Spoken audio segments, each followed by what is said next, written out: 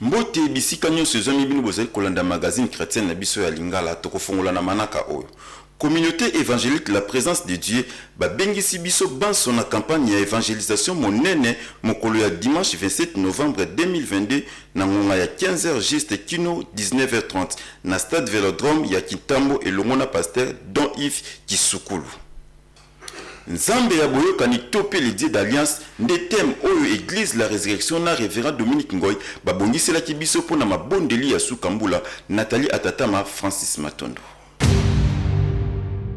Centre missionnaire la résurrection babongiselaki biso milulu ya Sukambula oyo ebandaki mikolo ya lundi 14 novembre kino mokolo ya dimanche 4 décembre. Na yango ba session ezali mibale na tongo ezobanda na ngonga ya 9h pe na pokwa na ngonga ya 17h na mama na likambo Nzambe ya boyokani. Bandeko balobi boye pona tina na yango. Ezali tango moko ya bien ya koluka Nzambe na yopo thème nango ezali les dieux d'alliance.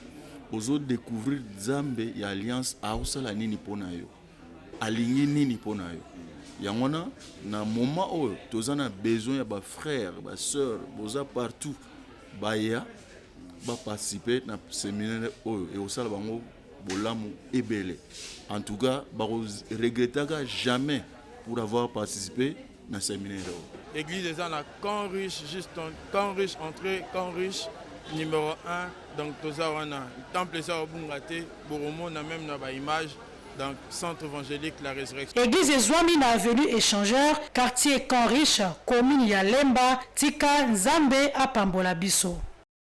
Nzambe aye kofanda na mombele na kati ya église ECC oyo ekambami na révérend Isdon Sumbu babongiseli biso baposo mibale ya kobondela pe kokila kobanda mokolo ya mardi 29 novembre kino mokolo ya vendredi 16 décembre boyoka ye na elema oyo ya Nathalie Atatama na Francis Matondo. Mombele en prière, église évangélique clinique charismatique, et le mona révérend Isidore Sumbu babongiseli biso mikolo ya Sukambula, tope mikolo zomi na minei ya kokila pe kobondela. Et kobanda mikolo ya mardi 29 novembre, kino vendredi 16 décembre, na mama na likambo, la visitation et la faveur divine pour l'émergence surnaturelle. Na tina na yango, révérend Isidore Sumbu ye alobi boye. À la fin de l'année, il y a une activité d'aller programmer dans 4 églises. La fin, tu peux négliger parce que Dieu aime la fin. Alors la fin, tu peux une activité de jeûne et prière dans 4 églises évangéliques cliniques charismatiques.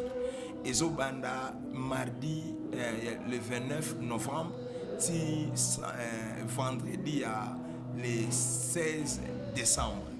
On a 4 églises dans ce tu as été à jeûne et tu as belle l'Anzambe pour na to silisa mbula malamu to bina suka mbula mingi satana nga ko déranger ba vie ya bato to linto to bundisa misala ya satana na ba vie na biso oyo esalema na suka mbula et puis tina su ya jeune prière ngo ya mibale ezali pour na to ko luka Nzambe Nzamba mimonisa na mbula ezo banda parce que Nzambe ba luka pour na mimonisa Bible dit que chercher l'Éternel pendant qu'il se trouve, même s'il se trouve là pour qu'il se manifeste, il faut Nzamba na to luka. Bana mombele pe alimete mobimba mabondeli ya Sukambula eye pona ba problème na biso nyonso. Nzambe balukaka ye tika Nzambe apambola biso. Église évangélique clinique charismatique ezwami wapi? Révérend Isdon Sumbu alobi boye na micro ya Nathalie Atatama na Francis Matondo.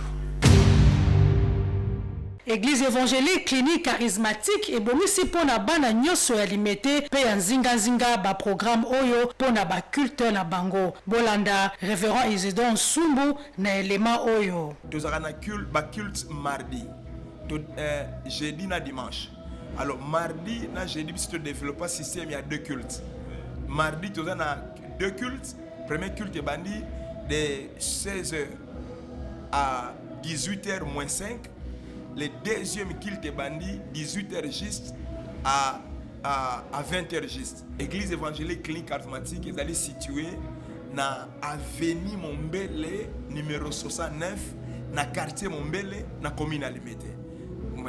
Et référence ezali Arek Apela na Yolo so komi wana otuni aveni mombele eza wapi na kati ya mombele baolakisa yo ezali esika ya kobonga yo oyo ofandaka na limete esika ya kosambela nzambe yango oyo yeba ete nzambe balukaka ye mpo na ntina ya baproblème nyonso ya bomoi na biso. Tika ete nzambe ya papa Isidore Nsumbu apambola bino. Kosunga babola ezali kodefisa nzambe. Mama Nathalie Atatama abengisi biso tosangana na ye mpona kosunga ba orphelin. Bolanda ye na mikro ya Rachel Matvitidi na Francis Matondo. Liesa pesa kabela pesekisa orphelin na kolandisama na makomi ya nzambe. Kozala mokristo ya malamu esengi kokanisa baye bazali na pasi. Pona tina na yo ndeko obengami kosangana na likanisi ya kitoko oyo na $1 na yo pe mata. Mokolo ya jeudi 1er décembre nde ndeko Nathalie Atatama akosekisa bana bitike. Action na biso kozala mokolo ya le 1er décembre oyo 2022 mais ba récolte to pe ba don ya bandeko mosusu tozozwa yango déjà. Na yango to seng na bandeko nanu ba pesi biso $1 na bango te to pe plus. To popesi biso elamba te, kaete, lipapa te, saki te pour orphelin. Okoki kopesa biso parce que action za ko continuer to kosukisa yango mokolo ya le 29 novembre 2022 na ba après-midi. Na tina na yango olinko tindela biso $1 na yo to pe plus, okoki otinda yango na numéro ya téléphone na biso ezali plus 243 97 90 60 774. Alors biso tolingi na likanisi nzambe apesaki biso to defisa nzambe. Siko toyebi ke nzambe alola soki o defisi atikaka na nyonga moto te. Na yango tolingi te biso moko tosuka na likanisi yango, tolingi to kabola yango elongo na bandeko nyonso ya mikili mobimba, bipai nyonso tozwami. Pesa ekopesa melayo.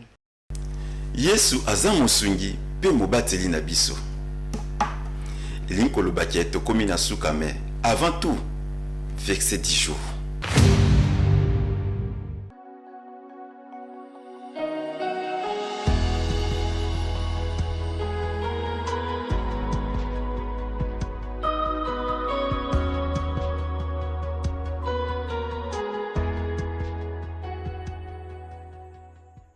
Merci Nabino bozalaki ebele liboso ya etando eke mpona kolanda magazine chrétienne à Lingala.